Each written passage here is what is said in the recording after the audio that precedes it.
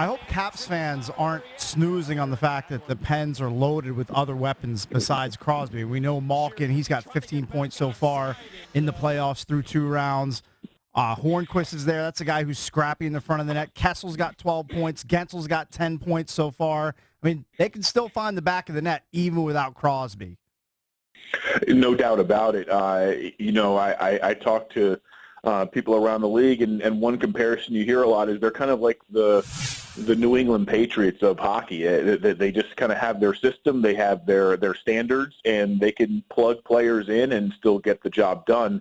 And right now they've got a goaltender in Marc-Andre Fleury who's playing incredibly well. I mean, this is a former first overall pick. Sure, he lost his job last year in the Penguins' run to the Cup, but there's a reason they didn't trade him at the deadline this year. They knew they might need him, and sure enough, he remained on the roster and is stepping up right now. And this time of year, goaltenders play an outsized role in determining the outcome of hockey games. It's just that way in the playoffs. And right now, Fleury is definitely on top of his game.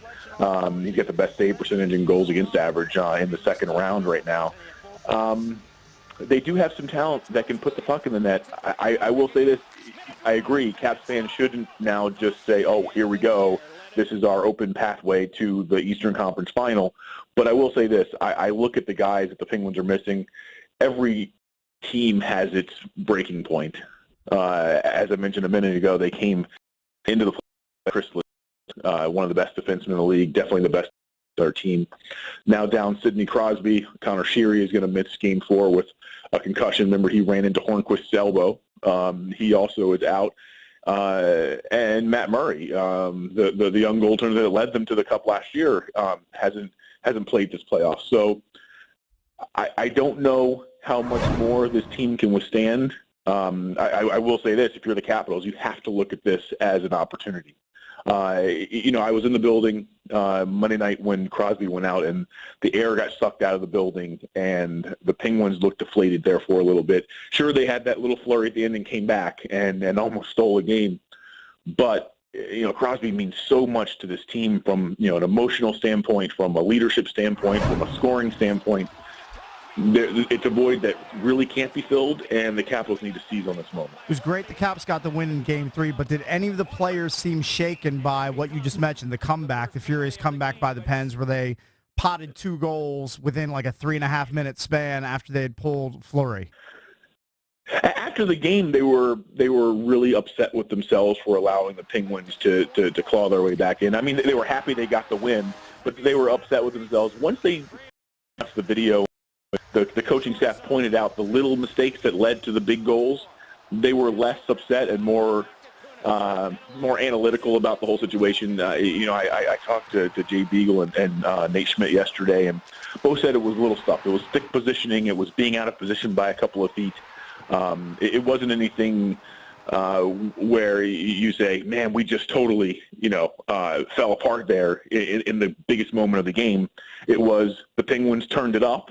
We weren't quite in the right spots, and they got some breaks. One of the goals, I believe hit TJ Oshie's stick and ramped up and might have hit something else on the way in. That kind of stuff happens. But if you aren't, letter perfect in your positioning, including just having sticks in lanes and just other things, in those moments, you can have those types of letdowns.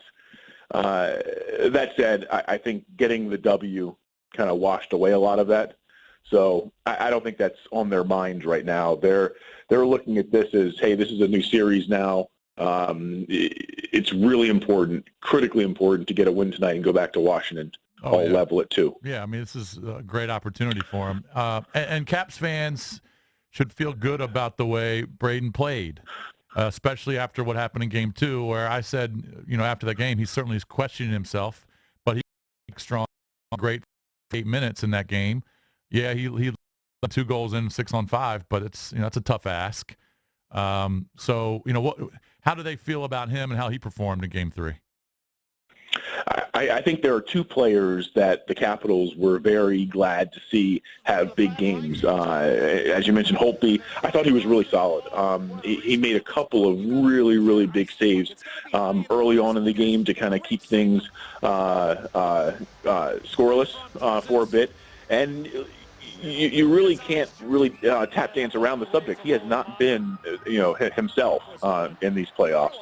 And for him to come out and have such a strong performance, he said in a post-game interview that he actually checked in with his sports psychiatrist, who's based in Edmonton, and the psychiatrist told him, "Hey, listen, you need to get back to the basics. You need to simplify and remember." And this was Braden Holtby relaying what was told to him. He said, "The puck doesn't know this is a big game. Right. Just go do what you do." And I don't know how much of an effect that had. He certainly had one of his better games of this postseason. And the other player is Kevin Shattenkirk. He was really starting to doubt himself. His confidence was way, way down. It seemed like every pass he was throwing was getting picked off.